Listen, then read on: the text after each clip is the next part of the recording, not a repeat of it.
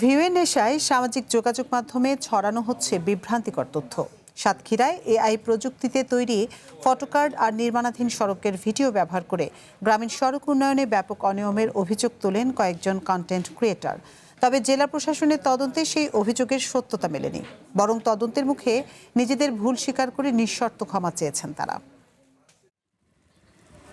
সাতক্ষীরার গ্রামীণ সড়ক উন্নয়ন প্রকল্প এবং এলজিইডির বিভিন্ন কার্যক্রম নিয়ে গত কয়েক সপ্তাহ ধরে সামাজিক যোগাযোগ মাধ্যমে একের পর এক অভিযোগ ছড়িয়ে পড়ে। কয়েকটি ফেসবুক পেজে মোবাইল মেইনটেন্যান্সের বরাদ্দ, নারী শ্রমিকের মজুরি এবং বিল ভাউচার সংক্রান্ত তথ্যের সঙ্গে এআই প্রযুক্তিতে তৈরি আকর্ষণীয় ফটোকার্ড প্রকাশ করা হয়। পাশাপাশি নতুন নির্মিত সড়কে পিচ ঢালাইয়ের পরপরই নরম অবস্থায় হাত দিয়ে পিচ তুলে ভিডিও ধারণ করে নিম্নমানের কাজের অভিযোগও তোলা হয়।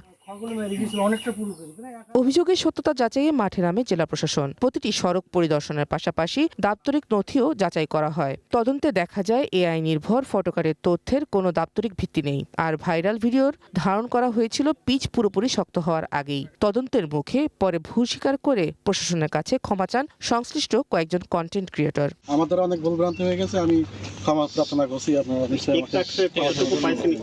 এলজিইডি প্রকৌশলী ও সংশ্লিষ্ট ঠিকাদারদের দাবি, সরকারি উন্নয়ন কাজকে প্রশ্নবিদ্ধ করতে উদ্দেশ্য প্রণোদিতভাবে বিভ্রান্তিকর তথ্য ছড়িয়েছে একটি মহল। তারা আমাদের এস্টিমেট বহির্ভূত কিছু কাজ করার জন্য আমাকে বারবার প্রেশার ক্রিয়েট করে সদ্য করা কাল্পনিক সেখান থেকে তারা হাত দিয়ে সেটা তুলে ফেলে একটা মব সৃষ্টি করে কাজ বন্ধ করে দেয়। কাজের কোনো গুণগত মানের বিষয়ে কোনো আপোষ করা হয়নি। কিছু ডিজিটাল কন্টেন্ট ক্রিয়েটর ব্যবসায়ী তাদের নিজেদের মতো করে অপত্র জড়িয়ে কর্তৃপক্ষ এবং সরকারকে বিব্রত করার একটা হেয় প্রচেষ্টা চালাচ্ছে। অসম্পূর্ণ কাজ রেখে সম্পূর্ণ বিল দেওয়া, এই ধরনের কোনো সুযোগ নেই বা এই ধরনের কোনো ঘটনা এলজিইডি সাতক্ষীরাতে হয় নাই। যে কোনো কাজ খারাপ করে চলে যাবে এবং পরবর্তীতে এটা সংশোধন করা সম্ভব হবে না, এই ধরনের কোনো সুযোগ নেই। অভিযোগের সত্যতা খুঁজতে সদর, কলারোয়া ও আশাশুনির আলোচিত সড়কগুলো ঘুরে দেখে চ্যানেল ওয়ান।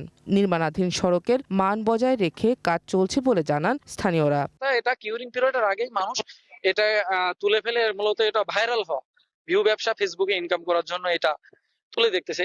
আমার মন্তব্য এটাই যে মানুষকে হেয়তাপূর্ণ করতে হবে কিংবা কাজটা যারা করছে কি হয়েছে এটা প্রশাসনের আওতায় দিতে হবে। জেলা প্রশাসনের ভাষ্য, সামাজিক যোগাযোগ মাধ্যমে ছড়ানো এমন অভিযোগ যাচাই করতে বিভিন্ন দপ্তরের মূল্যবান কর্মঘণ্টা ব্যয় হচ্ছে। পরিকল্পিত অপপ্রচার রোধে সবাইকে দায়িত্বশীল হওয়ার আহ্বান। এই ধরনের কার্যক্রম যারা করে তাদের বিরুদ্ধে আসলে নিয়মিত মামলা দেওয়া যেতে পারে, কারণ তারা তো সরকারের কাজে বাধা প্রদান করছে।